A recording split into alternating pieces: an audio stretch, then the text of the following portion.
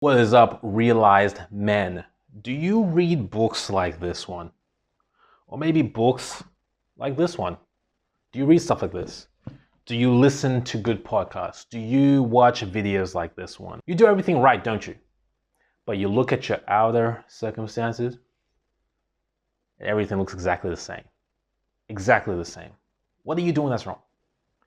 The issue is you are not attacking the problem at the core.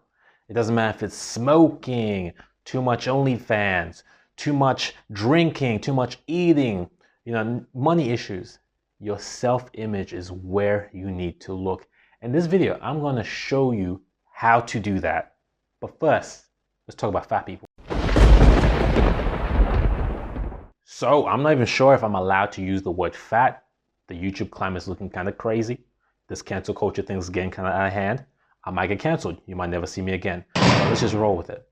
Fat people. The show to watch to see a whole bunch of fat people, obese people, is The Biggest Loser. If you haven't watched the show, the premise is quite simple. They got a whole bunch of fat people in this high-tech, state-of-the-art training facility. And what these people are going to do is lose the fat over 30 weeks. And to help them do that, they've got expert trainers, they got dietitians, they've got the best equipment, they got everything they need. No McDonald's, no KFC, none of that. So most of these people do lose the fat. And it's great, it's emotional, everybody's happy. It's good television. But I bet you didn't know that most of the contestants regained the weight. They balloon back up. They actually did a study, a longitudinal study that followed the 2009 contestants for 10 years to see what would happen. And most of them gained the weight back. Some of them got even bigger. Can you imagine how disheartening that is? Training for 30 weeks, eating broccoli, sweating, no McDonald's, to lose the weight, just to gain it back. And some of these people lost like 70 kilos or 150 pounds for you Americans out there. Difficult for people like Season 8's winner Danny Cahill. 430 pounds before the show, 191 pounds after, but gained nearly 100 pounds back after he returned to work. Now, the nerds, the geeks, they say that it's to do with the slow metabolism and the body can't recover, and once you've gone that fat, you're just gonna stay that fat. I think that's wrong because some of them stay lean, some of them continue having a healthy life. So what leads to this discrepancy? It's the self-image, the root of all change. And to understand the self-image, we need to look at a quote that was said about 117 years ago by a philosopher named James Allen. The outer conditions of a person's life will always be found to be harmoniously related to his inner state.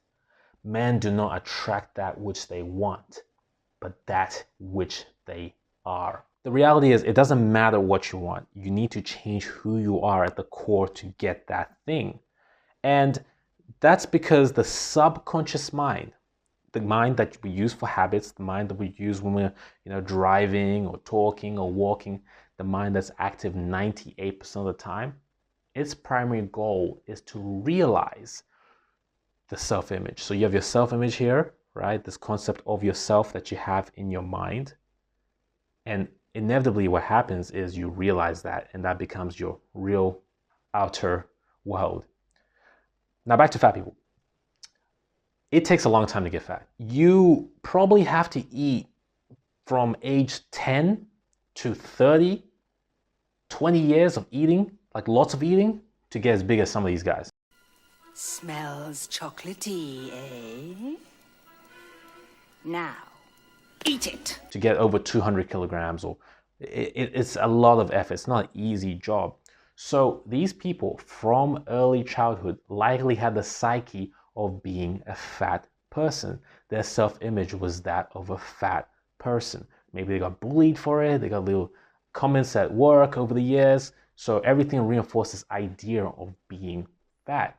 So when the training equipment was gone, when the experts were gone, when the cameras were gone, when the outside environment changed, their willpower was not enough to stop the inevitable result of the subconscious mind realizing their identity. Once a fat kid, always a fat kid. Huh? Prove me wrong. Bob, come on, do what you did in the bar. Now, if you watch The Biggest Loser, they don't do much work to change the person's identity. There's no psychological work. It's all actions, running, eating broccoli, treadmills. But that's not good enough, right? That's not good enough. And I'll give you a little personal example.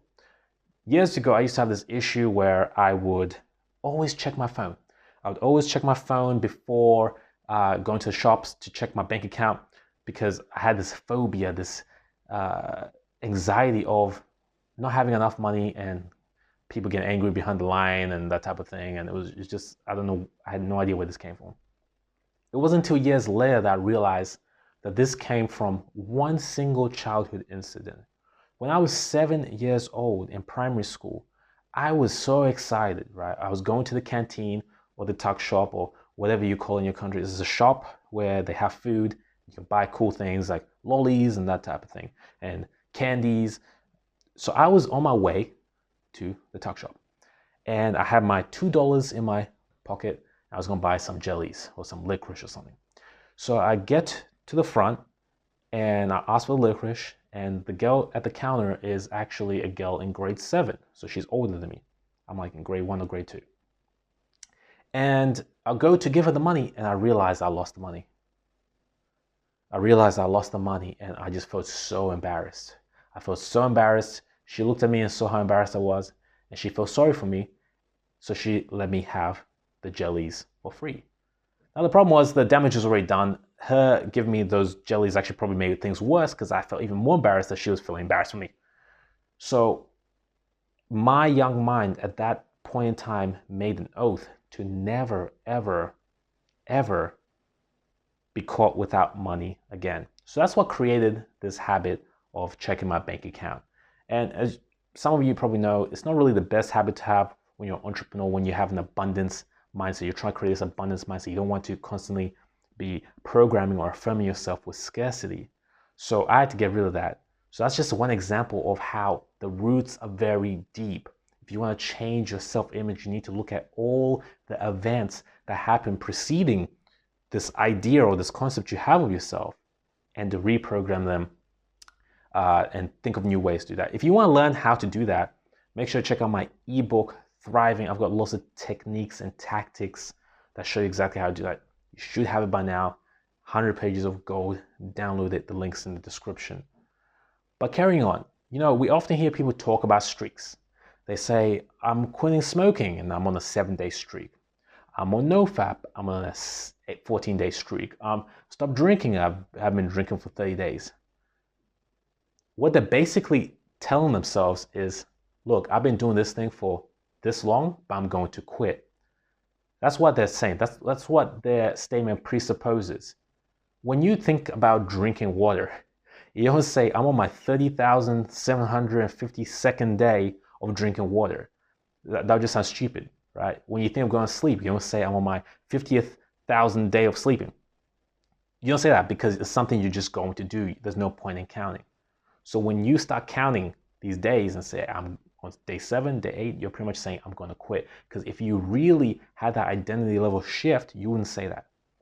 When someone goes to the doctor and the doctor says, look, you've got lung cancer, you better stop what you're doing, they quit straight away and they don't count the days because they create that deep identity level shift. Their self-image transforms straight away. The reality is your self-image, your subconscious mind is trying to keep you alive. That's all it's trying to do. It doesn't care about your happiness. It's trying to keep you alive. And if it sees that the current state that you have, like your conditions, what you've been doing has been working efficiently for keeping you alive, has been effective, it's going to keep doing the same thing. Doesn't matter if you're fat, doesn't matter if you're depressed, doesn't matter if you keep choking because you're smoking.